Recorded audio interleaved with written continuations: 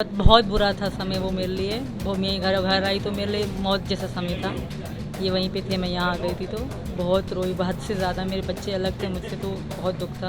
जी बिल्कुल रोई थी मैं। मेरे बच्चों से जब मेरे बच्चे रो रहे थे मेरे लिए तो बेटियाँ मेरी खास तौर छोटी छोटी बेटियाँ, बेटा तो फिर बड़ा है। सीमा हैदर, एक ऐसा नाम जिसने भारत के साथ साथ पाकिस्तान वालों को भी हैरान कर दिया। पाकिस्तानी सीमा हैदर नेपाल के रास्ते होते हुए अपने प्रेमी सचिन के लिए भारत आ गई, वो भी अपने 4 बच्चों के साथ। इस मामले की जानकारी जब सुरक्षा एजेंसियों को लगी तो सभी दंग रह गए। एक तरफ सोशल मीडिया से लेकर सड़क तक चर्चाएं हैं, वहीं दूसरी तरफ एटीएस की पूछताछ शुरू हुई। एटीएस से पूछताछ के लगभग 3 दिन बाद यानी शुक्रवार को सीमा और सचिन मीडिया के सामने आए। यूपी तक से एक्सक्लूसिव बातचीत के दौरान सीमा बताती हैं कि पूछताछ के दौरान का वक्त मौत जैसा था।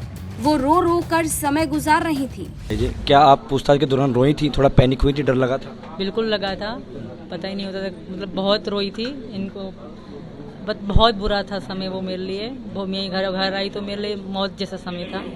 ये वहीं पे थे, मैं यहाँ आ गई थी तो बहुत रोई, हद से ज़्यादा। मेरे बच्चे अलग थे मुझसे तो बहुत दुख था। जी बिल्कुल रोई थी मैं। मेरे बच्चों से जब मेरे बच्चे रो रहे थे मेरे लिए तो बेटियाँ मेरी खास तौर छोटी छोटी बेटियाँ, बेटा तो फिर बड़ा है। बहुत बुरा समय था। एक बार तो दोनों बच्चों को भी साथ लेके गई थी? हाँ सर, जी बिल्कुल। तुम्हारे साथ 2 बच्चे थे? जी बिल्कुल, एक दिन बड़े। उनसे पूछताछ हुई थी क्या? उनसे पूछा था? नहीं, उनसे नहीं हुई थी, वो हमारे साथ थे। सचिन, आपके साथ किस तरीके की पूछताछ हुई? सर वही हुई थी कि जैसी भी हुई तुम एक बार वहीं पर पूछ लेना सर। बात ही एटीएस वालों से आप पूछ लेना सर।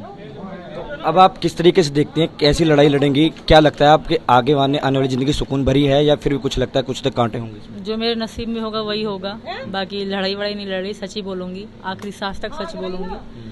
और जो होगा, कानून जो फैसला करेगा मुझे कबूल होगा, बस पाकिस्तान ना भेजा जाए। धन्यवाद। एक चीज़, छोटा सवाल और कि जब आप गई थी उस होटल में, जो 205 नंबर कमरा था, उसमें आपका कहीं पे उसमें एंट्री नहीं थी रजिस्टर में, ऐसा क्यों? 204 नंबर कमरा था, पर ऐसी कोई एंट्री नहीं, उन्होंने की ही नहीं। मुझसे पहले तो इन्होंने करा था, मैं तो बाद में गई थी। तो मुझे मेरे साथ बहुत अच्छे से रहे, फैमिली की तरह हम लोग रहे। उनका जो अंकल थे वो मुझे बेटी की तरह सम्मान करते। 2 और हैं, तीसरी तुम मेरी बेटी हो सीमा। बिल्कुल उनको नाम मेरा पता था, इनका नाम सचिन पता था। वो उनको भी अपना वो सेफ्टी चाहिए। वो इसलिए वो कह रही हैं नाम लिखवाया, गलत लिखवाया, ऐसा कुछ भी नहीं था। मैं सुबह हम उनको 500 देते थे और हमें कहीं जाना फाना नहीं, हम खाना खा के फिर घर कमरे में, फिर खाना खा के फिर कमरे में, इतनी हमारी थी। एक बार हम पशुपतिनाथ गए थे सर। सचिन, ये बताया जा रहा है कि आप 3 आई कार्ड यहाँ से बनवा के ले गए थे? सर मैं एक भी आईडी कार्ड नहीं ले गया था, बस मैं अपना आईडी कार्ड ले गया। वहाँ पे मंदिर में कहाँ शादी की, जहाँ क्योंकि पशुपतिनाथ मंदिर बता रहे थे, वहाँ तो डिनाई कर दिया कि वहाँ की आपकी शादी हुई नहीं? सर पशुपतिनाथ मंदिर में हमने शादी की थी। हाँ, रजिस्टर नहीं हुई थी। अब मैंने सिंदूर भी भरा था मांग में और मंगलसूत्र भी पहना। सीमा और सचिन के मुताबिक वो दोनों मार्च के महीने में नेपाल में मिले और फिर दोनों ने पशुपतिनाथ मंदिर में शादी की।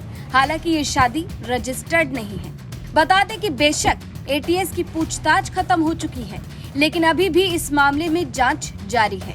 यूपी एटीएस सीमा हैदर के पाकिस्तान से दुबई और फिर नेपाल के रास्ते भारत आने के पूरे रूट और नेटवर्क को खंगाल रही है। इस पूरे मूवमेंट के दौरान सीमा हैदर के मददगार उसने किन मोबाइल नंबरों का इस्तेमाल किया, पूरा डेटा खंगाला जा रहा है।